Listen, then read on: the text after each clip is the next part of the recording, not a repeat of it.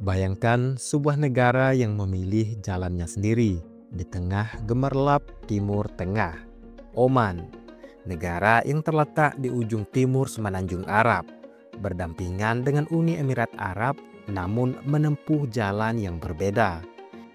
Jika Uni Emirat Arab dikenal dengan pencakar langitnya yang megah, mobil-mobil sport mewah yang melintas di jalanan, dan gemerlap kehidupan kosmopolitan, Oman justru tampil sederhana tanpa kehilangan pesona dan kekayaannya.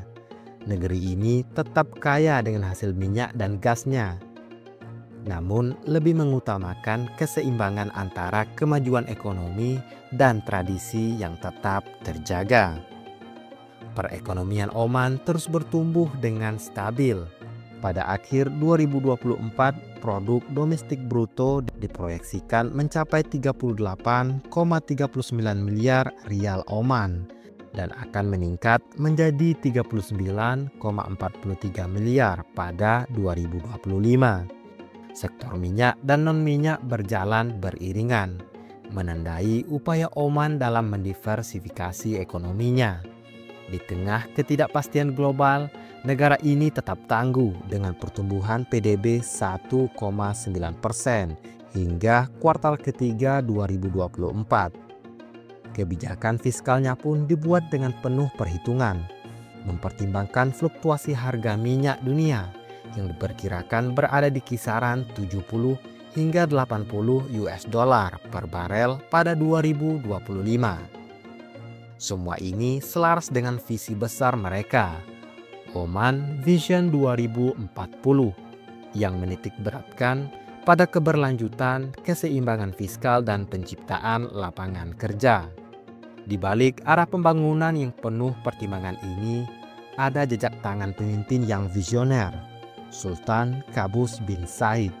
Sejak bertahta hingga wafat pada 2020, Sultan Qaboos tak hanya membangun negaranya, tapi juga menjaga agar warisan alam dan budaya tetap terjaga.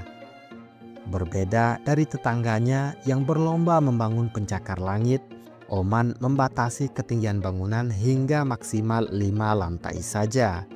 Sultan Qaboos percaya bahwa kota yang menjulang tinggi hanya akan memperlebar kesenjangan sosial. Sebagai gantinya, ia membangun negara dengan kesejahteraan yang merata, memastikan setiap warga mendapatkan pendidikan dan layanan kesehatan gratis. Keunikan Oman tak hanya terlihat dari bangunannya, tetapi juga dari masyarakatnya. Hampir tak ditemukan tunawisma di negara ini. Setiap keluarga memiliki tempat tinggal, bahkan kendaraan pribadi. Pendapatan rumah tangga pun terus meningkat secara signifikan, mencerminkan pertumbuhan ekonomi yang inklusif.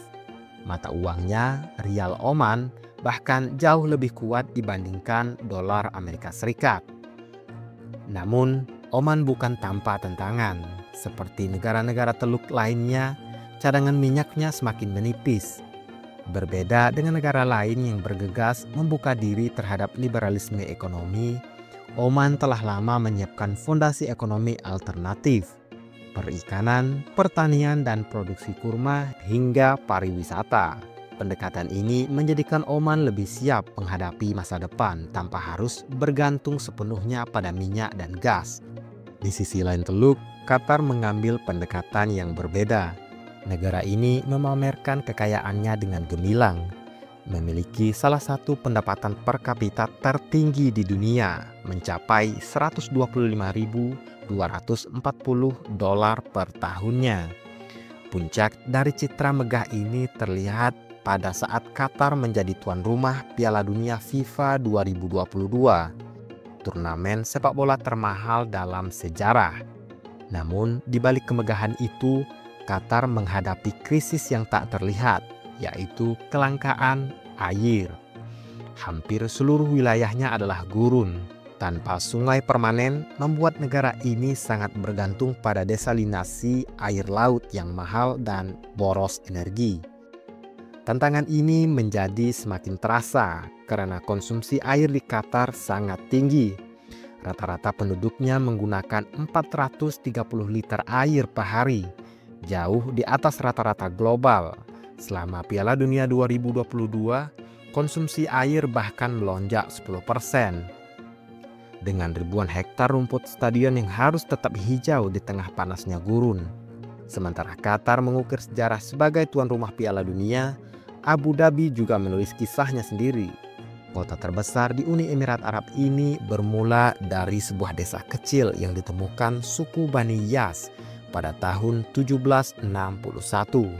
Kini ia tumbuh menjadi metropolis modern dengan keajaiban arsitektur futuristik. Salah satunya Capital Gate, gedung pencakar langit yang lebih miring dari Menara Pisa. Namun kebanggaan terbesar Abu Dhabi bukan hanya gedung-gedungnya, melainkan Masjid Agung Sheikh Zayed. Masjid ini tak hanya terbesar ketiga di dunia, tetapi juga menjadi simbol spiritual yang luar biasa. Dengan 82 kubah putih yang menjulang, kolam refleksi yang memantulkan keindahan arsitekturnya, dan karpet terbesar di dunia yang membentang hingga 60.570 kaki persegi. Tempat ini memancarkan keagungan yang tak tertandingi.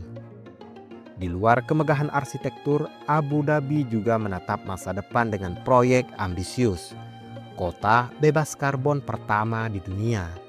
Kota ini dirancang sebagai pusat riset energi terbarukan, tanpa kendaraan bermotor, tanpa limbah, dan sepenuhnya berkelanjutan. Namun ada satu aspek lain yang membuat Abu Dhabi ini istimewa, yaitu keamanannya. Selama 6 tahun berturut-turut sejak 2017, Abu Dhabi dinobatkan sebagai kota teraman di dunia. Hampir tak ada kejahatan kecil seperti pencopetan, dan aparat kepolisiannya memiliki akses ke kendaraan super cepat seperti Lamborghini dan Ferrari untuk memburu pelaku kriminal dengan efisien. Dari negara Oman yang memilih kesederhanaan, Qatar yang memamerkan kekayaannya, hingga Abu Dhabi yang merancang masa depan berkelanjutan. Setiap negara di Timur Tengah memiliki kisah uniknya sendiri. Apa yang akan terjadi di masa depan hanya waktu yang bisa menjawabnya. Namun satu hal yang pasti, wilayah ini akan terus menjadi panggung bagi sejarah besar yang sedang ditulis.